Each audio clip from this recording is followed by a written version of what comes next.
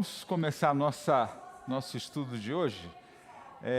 Antes de começar, a gente costuma fazer uma prece, pedir que Deus nos dirija.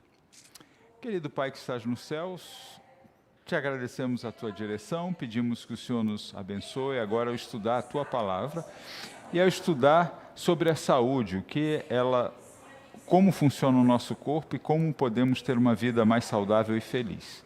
Fica conosco agora, te pedimos em nome de Jesus. Amém. Os 8 princípios de saúde que nós estudamos aí durante a semana, você que está me assistindo à distância também. Vou só relembrar, o primeiro foi o ar puro, o segundo foi o exercício físico, o terceiro foi a água, e hoje nós vamos estudar sobre a luz solar. Chegamos na metade dos 8 princípios de saúde e de vida saudável.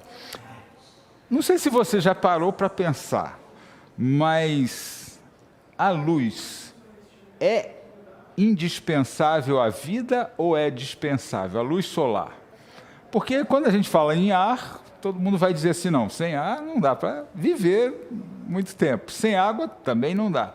E sem luz solar, dá para viver ou não dá para viver? O que vocês acham? Não dá para viver, né? Não dá para viver sem luz. Muita coisa a gente pode fazer com a luz artificial. Nós estamos aqui usando um pouquinho dela também. Tem a natural e a artificial. A gente pode trabalhar só com a artificial, mas não dá para viver, para a sociedade viver, por algumas razões. Quando a gente pensa em luz, o que a gente pensa? Fala para mim o que te vem à mente aí quando você pensa em luz solar. O que ela traz? O que ela traz? Olha só, tem uma questão assim que me fez entender a importância do sol baseado numa experiência que eu tenho vivido nesses 3 últimos anos, que é o cultivar. Você planta, né? E é interessante que quanto mais sol, mais vitalidade a planta adquire, né? E é interessante, quando você acorda e você percebe aquele sol irradiando, você já acorda alegre, né? Feliz. Né? E quando o tempo está nublado, você está ali em stand-by. É meio parecido com hoje, né? Hoje você já acorda meio assim e tal. Então, mas uma coisa que a gente pode tirar aí, a luz solar, ela traz energia. E assim os alimentos, as frutas, os cereais, eles têm uma forma de armazenar energia. A energia vem do sol, as plantas conseguem, através da fotossíntese, armazenar essa energia que vem do sol, da luz, e isso se torna alimento para a gente. Então, quando você come qualquer alimento, a fonte primária de energia veio do sol. Veio de lá, as plantas armazenaram e a gente se alimenta indiretamente de uma energia solar que veio através dos alimentos. Quando eu como produto animal, uma carne, também, porque aquele animal ele se alimentou de um vegetal que fez essa transformação da energia em alimento e aí ele comeu e você está comendo o animal. Mas a energia primária veio lá da luz solar. E eu acho muito interessante que a primeira pessoa que a gente conseguiu aí nos anos de 1954, né, Russell, foi a primeira pessoa que conseguiu elaborar uma placa de silício para armazenar, conseguir transformar de uma forma científica, técnica, eletrônica, a energia do sol em energia que a gente pode utilizar para alimentar os eletrodomésticos, etc. Então, em 1954, esse cientista conseguiu fazer essa captação da energia, guardar ela para usar ela. E eu lembro quando eu era criança, uma das coisas que eu achei fantástico, né? Eu ganhei uma calculadora com energia solar, então saía no sol, não precisava de pilha, não precisava de ligar na energia, então virou uma febre na escola. Então você estava no sol, ela funcionava, você ficava no escuro muito tempo, ela apagava, porque não tinha mais energia, não tinha como ela funcionar. Então, isso que em 1954 ele descobriu, se achava que era uma coisa futurista, que é um negócio inimaginável, que isso nunca ia acontecer, era muita coisa, hoje a gente vê que é uma forma de você ter essa energia, você guardar essa energia, e é talvez, de todas as formas de se armazenar energia, é a mais saudável, a mais limpa possível para o planeta, porque você não gera desgaste nenhum na natureza. Quando você faz uma hidroelétrica, que é limpa também, não é poluente, mas você tem que fazer uma represa grande, que alagar e inundar uma área para provocar uma queda d'água, para gerar turbina. O sol não, você põe a placa lá no telhado, não mexe com ninguém, armazena aquela energia. E hoje nós vivemos, em termos de natureza, desafios com os combustíveis fósseis e os problemas que eles trazem, e trazem energia. Mas o sol é a fonte de energia fundamental para a gente. Nós não somos como as plantas, né? De conseguir armazenar energia e produzir e viver com o sol, só com o sol. Seria até interessante se a gente pudesse entrar num módulo de economia, né? E o sol, meu filho, quando não queria comer, ele dizia, não, pai, eu estou fazendo fotossíntese. Então, se a gente conseguisse fazer fotossíntese, seria interessante, quando não tivesse alimento. A gente não faz isso, mas a gente necessita do sol para produzir algumas coisas que são importantes para a gente também. E aqui eu trouxe para vocês, de uma forma bem resumida, como é o metabolismo da vitamina D, que na realidade ela ganhou esse nome de vitamina D, tecnicamente ela é melhor entendida como um hormônio, mas ela funciona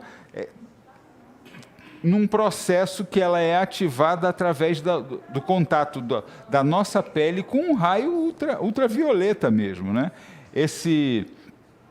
Esse raio ultravioleta, ele ativa a parte mais profunda da nossa pele.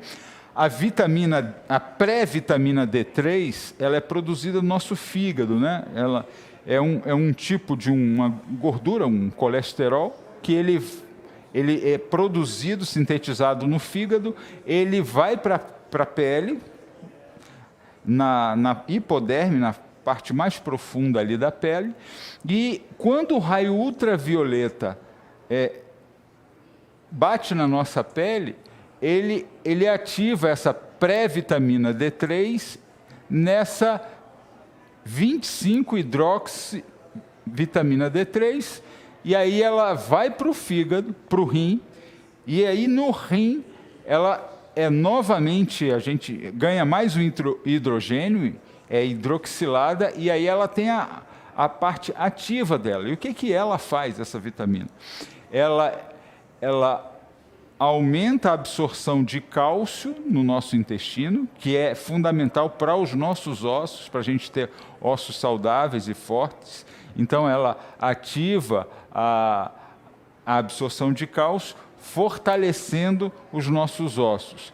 Além disso, ela é importante para a imunidade do nosso corpo. Ela ativa o sistema de defesa do nosso corpo. Isso foi muito estudado durante a pandemia da Covid-19, porque as pessoas que tinham um índice de vitamina D muito baixo tinham uma mortalidade muito alta, isso ficou comprovado, e por isso que as pessoas saíram tomando vitamina D de forma desordenada, e isso causa até alguns problemas. Até porque, quando você toma a vitamina D como um comprimido, você pode ter hipervitaminose. Quando você aí o que acontece? Aí você absorve muito cálcio, mais do que você precisa. Porque você está tomando vitamina D, o nível já está alto, e você continua tomando, e aí absorve cálcio, e aí o que o corpo faz com tanto cálcio? Cálculo renal, ateromatose, etc. Então, não é bom você ter níveis acima dos recomendados de cálcio e tomar sem acompanhamento. Quando toma a luz solar, existe uma autorregulação natural de feedback, que quando o cálcio está muito alto, ele já desativa essa absorção. A gente pode ter problemas com a pele, a gente vai falar com câncer de pele se a gente toma muita luz solar e se expõe muito. Mas, em relação à absorção de cálcio, não há o que se preocupar, porque a autorregulação nesse sistema, e se você toma muito sol, não vai continuar absorvendo muito cálcio. Quais as fontes alimentares, né, de vitamina D? Existem algumas fontes, que o peixe, a gordura, os ovos, ervilhas, coentro, alguns vegetais, queijos e derivados do leite. São as fontes mais usadas para o cálcio, que vai ser absorvido. O sol, ele traz, além da vitamina D, ele traz outros benefícios muito importantes para a saúde. Eu não frisei muito antes, mas o João falou aqui, que o sol, quando você tem um dia claro, você fica feliz, você fica animado, porque ele mexe com o seu humor. O sol, ele libera aqueles mesmos hormônios que eu falei que no exercício físico eles são liberados, serotonina e endorfinas. O sol também libera esses hormônios, esses neurohormônios. Nos países onde o sol é muito pouco, né, existem países em que o tempo é muito... o período de dia é curto, ou então o tempo é muito nublado, pouco sol. Então, o nível de depressão, de ansiedade, e existem até uma depressão que a gente estuda como uma depressão sazonal. O que significa isso? Ela está relacionada com o tempo. Então, quando naquelas estações do ano em que tem menos sol, em que aquela pessoa entra em depressão, aí chega o verão, para aquele frio, para aquele sol brilha, passa a depressão. Então, existem doenças emocionais relacionadas à falta de sol, à falta de luz solar. E, em geral, o contato com a natureza, a luz solar, ela ajuda a tratar sintomas de ansiedade e depressão. A nossa vida dentro de um escritório o dia todo, não sai para o ar livre, não vê o sol. Eu sinto muito isso no meu trabalho mesmo, né? Quando eu passo o dia inteiro no centro cirúrgico, que é fechado, que você não tem mais contato com a natureza, com nada, fica ali, meio escuro, operando às vezes por videolaparoscopia. Essa semana vai ser assim. Então, você fica o dia inteiro ali, quando você sai meio triste, alguma coisa está faltando. Quando você passa o dia, vai num parque, pega um pouco de sol, você se sente feliz, você sente que a bioquímica do seu corpo é diferente quando você passa um dia assim junto à natureza, quando você passa num ambiente completamente fechado, trabalhando. E hoje, na vida moderna, muitas pessoas, não sou só eu, muitas pessoas da área de TI, etc., trabalham quase que o dia inteiro em ambientes fechados, sem exposição à luz do sol. E isso causa problemas em relação às nossas emoções, sim. Diminui o mau humor, melhora a vida sexual, diminui a pressão arterial. O sol e o calor, né, ele é vasodilatador na dose certa e ele é anti-inflamatório na dose certa. Então, na dose certa, ele ajuda a nossa pele, inclusive. Na dose certa, ele combate algumas doenças de pele, como psoríase, como algumas doenças autoimunes da pele. Na dose certa, ele é anti-inflamatório. Em excesso, ele causa inflamação. Quando você está queimado, você causou uma inflamação na sua pele. Mas quando você se expõe de uma forma adequada, e nós vamos aprender aqui, ele traz benefícios para a nossa saúde, inclusive para a nossa pele. Tá?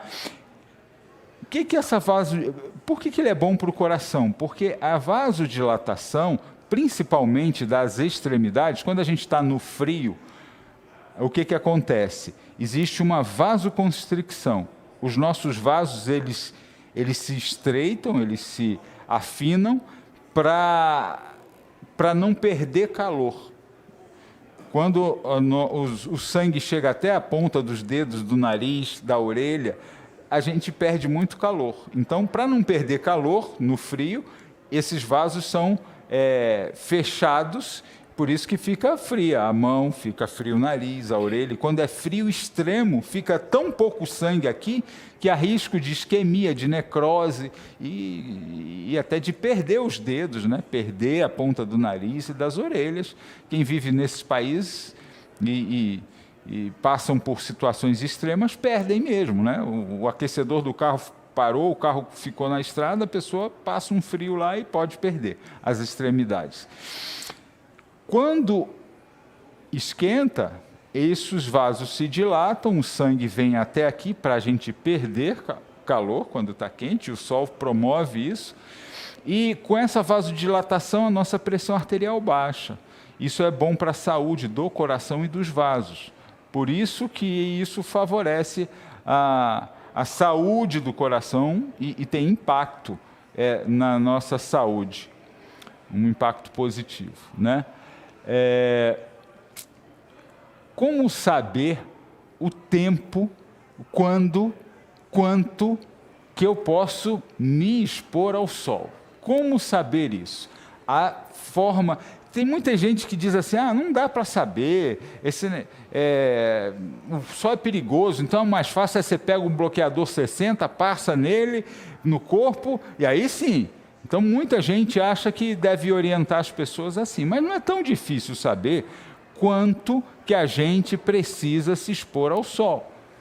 Cada pele envolve uma necessidade diferente, e eu tenho certeza que isso não é tão difícil. Você olha para cá e você vai ver aí, a pele nossa ela é classificada cientificamente de 1 a 6.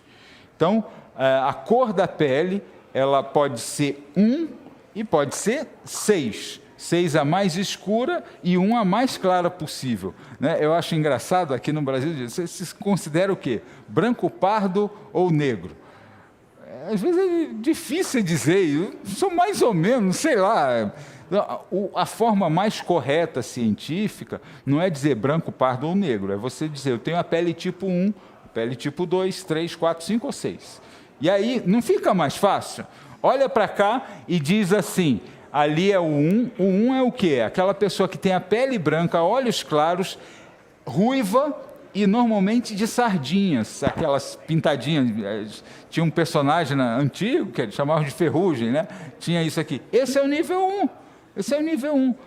Essa é a pessoa que tem mais sensibilidade, menos defesa, porque a pigmentação, ela dá proteção à nossa pele para os raios do sol. Quem tem menos pigmentação, tem menos proteção. Mas para a vitamina D é o contrário. Quanto menos proteção, mais fácil você produzir vitamina D.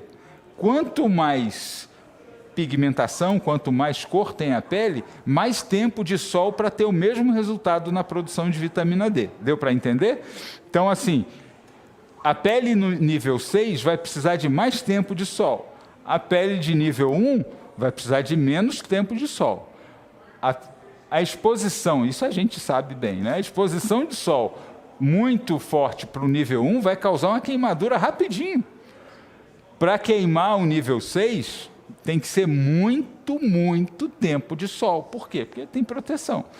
E o contrário também é verdadeiro. Para produzir vitamina D, a nível 1, rapidinho, pegou vitamina D. Tá bem. O nível 6, não, vai ter que ficar mais tempo lá para produzir vitamina D. Então, eu olho para cá e eu vou perguntar para vocês, se é tão difícil assim. O que vocês acham? Eu sou 1, 2, 3, 4, 5 ou 6? Exatamente. Estou por ali, entre 3 e 4, não é? E vocês também conseguem facilmente dizer assim, não, tá, sou 1, sou 2, sou 3, sou 4, 5. Você vê exatamente. Você está aqui, mais por aqui, né? Daqui para cá. É isso aí. Você não é tão difícil se classificar aqui nessa categoria. A outra... Aí depois, desculpa aqui a apresentação, gente, porque eu peguei direto do livro, porque tirei a foto, não fiz o slide. Mas olha só, a exposição para produzir vitamina D, ela vai depender de cada pele. Então você já pegou a sua. Então, ok. Aqui é no hemisfério norte, mas, obviamente, entre verão e inverno, o tempo é diferente. Para beber água é diferente, para expor-se ao sol é diferente. No verão você precisa de menos tempo, todo mundo precisa de menos tempo. No inverno, todo mundo vai precisar de mais tempo de sol para ter o mesmo efeito positivo, né? Então, por exemplo, vamos lá, a pele tipo 1, que é aquela mais sensível, no verão no hemisfério norte, que é julho, que é aqui o nosso janeiro, em janeiro, essa pessoa de 5 a 10 minutos está ótimo. Por quê? Passou de 10 minutos no verão, uma pessoa assim, sardentinha, branquinha, com olhos, ela vai ficar o quê? Queimar a pele. Ela não vai mais ter efeito anti-inflamatório positivo, ela vai ter queimadura. Agora, a pessoa que tem o nível 6 no verão aqui no Brasil, ela vai precisar de 30 a 45 minutos. Viu a diferença? Uma é de 5 a 10. A outra é de 30 a 45 minutos para ter o mesmo efeito. Então, assim, a gente precisa se classificar, entender a nossa pele para saber o tempo ideal para se expor. Ah, mas eu trabalho o dia todo no sol. Aí você vai ter que usar protetor. Você pode ficar aí 40, 45 minutos, depois usar o protetor. Essa pessoa nível 1, ideal ela já sair com protetor o dia inteiro, porque o tempinho que ficar ali menos funcionante o protetor já vai dar um efeito para ela. E qual hora do dia que é bom isso? A gente sabe que depois das 10 horas, o sol é mais quente, tem mais raio ultravioleta. Então, se você ficar essa pessoa branquinha no verão, aqui, 5 a 10 minutos é de manhã. De 11 às 3 horas da tarde, 1 a 5 minutos. Você já pensou? Pessoa bem branquinha, ela pode ficar meio-dia também, tomar o sol dela. Só que 1 minuto já está bom. 1 minutinho já está bom. Já a pessoa com a pele 6, de 20 a 30 minutos. Está vendo a diferença que é possível para ter o efeito positivo do sol? Isso vai variar com a estação e com a classificação da sua pele e com o horário que está se expondo ao sol. Ok. Aqui a gente consegue resolver. Outra coisa muito importante, e aí eu falo até como na minha especialidade, que é cirurgião oncológico. Essa semana eu operei pessoas com câncer de pele, né? E posso até, em outro estudo, falar um pouquinho sobre quanto... o tipo de câncer de pele, como ele aparece, como detectar, etc., e como tratar cada câncer de pele. Mas eu quero me ater a isso aqui e vou citar rapidamente. A vitamina D também ela é produzida no contato da luz com a nossa pele, mas isso tem a ver com a superfície do nosso corpo.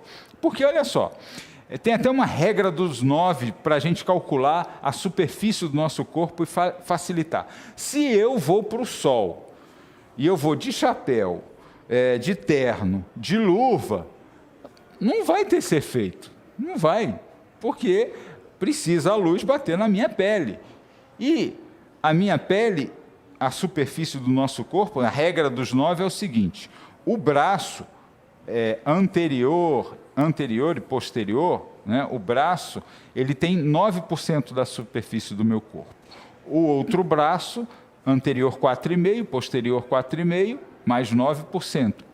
O rosto, 9%. Aqui atrás, a nuca, etc., a cabeça, mais 9%. Então, assim, tórax, 9%, barriga, 9%, posterior, tórax, 9%, as costas, a lombar, mais 9%. Então, o tronco dá 36% do meu corpo. A perna, cada uma dá 9% anterior, mais 9% posterior, 18%. Então, assim, essa é a superfície. Quanto mais você expor o seu corpo, mais produção de vitamina D. Obviamente, porque o sol bater... E qual é o ruim dessa história? Que a gente, muitas das vezes, a gente só apresenta o rosto para tomar a radiação. E é um lugar ruim, assim, porque o rosto, se tem um câncer de pele, mesmo o mais fácil de tratar, que é o basocelular, é um lugar ruim para você tirar. Eu operei, por exemplo, essa semana, um paciente com esse câncerzinho na ponta do nariz. É ruim, porque você tem aqui, causa uma cicatriz no rosto, que ninguém gosta. Você pega até no pescoço que aparece, mas olha só, fácil tirar a pele daqui, não é? Se está doente aqui, você tira um pedaço fácil. Quanto mais velho, mais pele sobra, né? Você tira, não faz falta nenhuma. Agora aqui na ponta do nariz, não tem muito o que tirar, faz um defeito. Então, é muito importante. Se você toma, por exemplo, na barriga, e dá um câncerzinho na barriga, tem muita coisa para tirar, não faz falta para ninguém quase, né? Não tem problema na barriga. Então, o ideal é a gente usar essa pele das costas, da barriga, se você tem um lugar privado, para tomar o sol. E se aparecer um câncerzinho ali, é fácil de tirar, muito mais fácil de tratar do que na ponta do nariz. E olha, quanto mais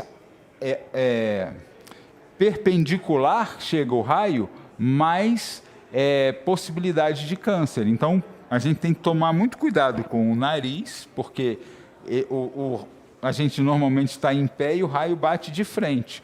Com o dorso do pé, é um lugar que queima muito, porque você, quando está andando, o raio bate assim, perpendicular. No resto, ele vai bater... E quem tem, como eu já estou ficando, com pouca telha, né? Aí tem pouca proteção ali. Aí tem que usar o chapéu, boné, etc., porque aqui também é um lugar ruim que quando começa como a radiação é cumulativa, o câncer de pele vem aonde você expõe mais. Então, é importante ter essa noção que o ideal é você distribuir a absorção do sol através do corpo todo, principalmente das áreas que não tem tanto problema você tirar alguma coisa se um dia apresentar excesso de radiação, se transformando num câncer de pele. Ok? Outra coisa que faz muita diferença. A gente sabe que os remédios naturais, eles têm um efeito sinérgico. Você vê, tomar sol dá alegria, faz bem para o coração, tomar sol ajuda a dormir bem à noite. Então, assim, o sono é um remédio que a gente ainda vai estudar, mas a hidratação é muito importante. Porque quando você está com a pele hidratada, bem hidratada, aí fala, eu vou passar hidratante. Não, você pode até passar, mas é importante você estar hidratado. Porque quando o sol bate, ele não vai fritar a sua pele, né? Quando você não vai queimar a sua pele na mesma intensidade se você está com a pele bem hidratada. Então, o risco de câncer de pele, ele diminui quando a gente mantém uma boa hidratação, quando a gente está no sol e está bebendo líquido e está bem hidratado. Então, é importante manter a hidratação. Eu acho interessante que quando a gente fala na criação, Deus criou o mundo e a primeira coisa que ele fez, assim, foi a luz. A luz, ela tem duas coisas muito importantes. A gente usa a luz como sinônimo de duas coisas muito importantes, e a gente falou aqui, de energia e de felicidade, de entender, de conhecer as coisas. Quando você diz assim, ele está cego, ele não está vendo, a luz tem a ver com a visão, com você enxergar as coisas. E quando você enxerga as coisas, as cores, por exemplo, sem luz eu não consigo enxergar as cores, não consigo ver o que é verde, o que é amarelo, o que é vermelho. Então, sem luz não tem alegria, não tem discernimento, não tem aprendizado. Você vai dizer, não, agora me veio uma luz, eu entendi, eu aprendi. Então, quando Deus ele criou a luz, ele manifestou o seu poder de criar, e ele também usa a luz como esse sinônimo de conhecimento, de ele se revelou, ele mostrou quem ele é. Ele é o Criador. Não é possível esses mecanismos todos de sol, lá longe o sol, transmitindo energia para uma planta aqui, que tem uma capacidade, sem placa de silício, nada disso, ela já tem a capacidade de transformar essa energia, armazenar para que a gente pudesse comer, e a gente tem a capacidade de absorver essa energia. Falar que isso daí surgiu do nada, ninguém planejou, não teve nenhum físico que projetou isso. Se eu falasse para você que a placa de silício, ela surgiu do acaso, assim, apareceu, teve uma explosão e surgiu uma placa que armazena energia e que faz o liquidificador funcionar, você vai dizer que eu sou louco, que eu não tenho estou com algum problema mental. Agora, como que você pode aceitar que uma placa de silício, ela armazena a energia do sol, que pode mover o seu liquidificador, você acredita que isso tem um projetista?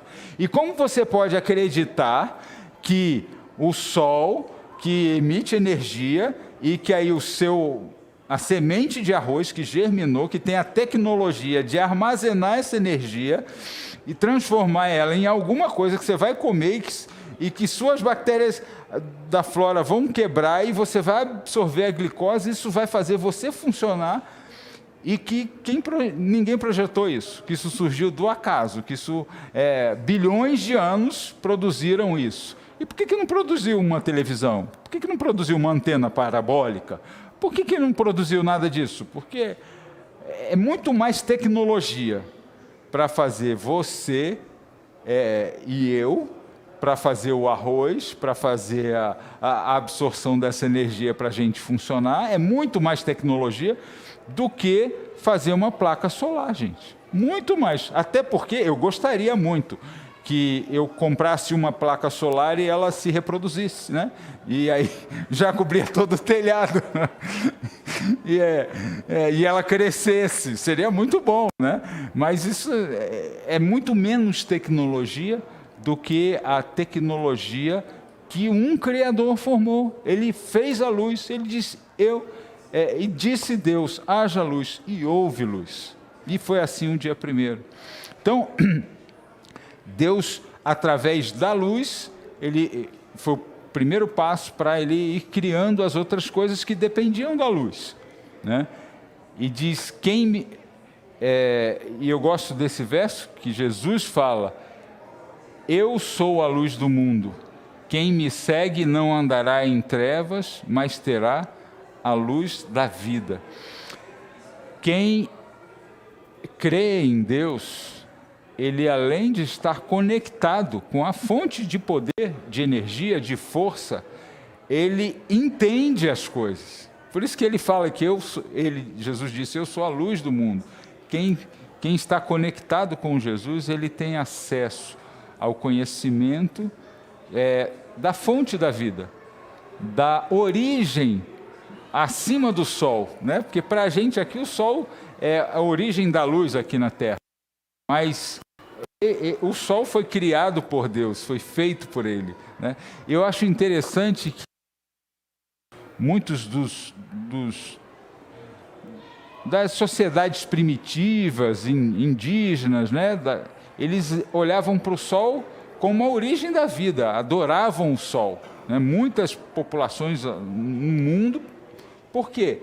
Eles tinham essa visão de que o sol era a fonte da energia, de tudo que mantinha. Só que Deus se apresenta na Bíblia como o Criador do sol. Ele que fez o sol, o único Deus, o verdadeiro Deus.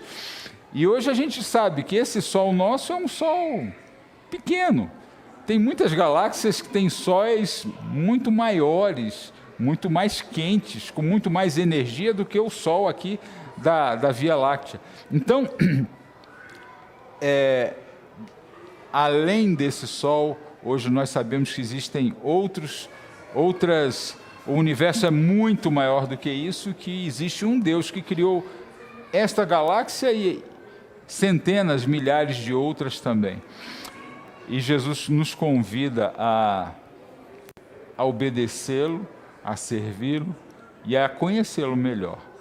Semana que vem nós vamos continuar os estudos falando sobre a luz solar. Só que semana que vem, na realidade, nós não estaremos aqui, que nós vamos fazer o convite para a Semana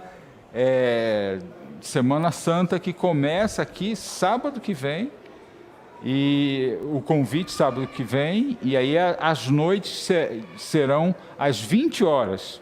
Então você está convidado aqui a estar a partir de domingo, não esse, agora o próximo domingo, dia 8, domingo dia 8, às 8 horas da noite, todas as noites aqui conosco, e aí nós vamos retomar no outro sábado esses estudos aqui. Muito obrigado pela sua presença, obrigado por estarem aqui, e um bom restante de dia. Assim que puder, assim que o tempo permitir, pegue a sua dose desse remédio que é a luz solar. Um abraço.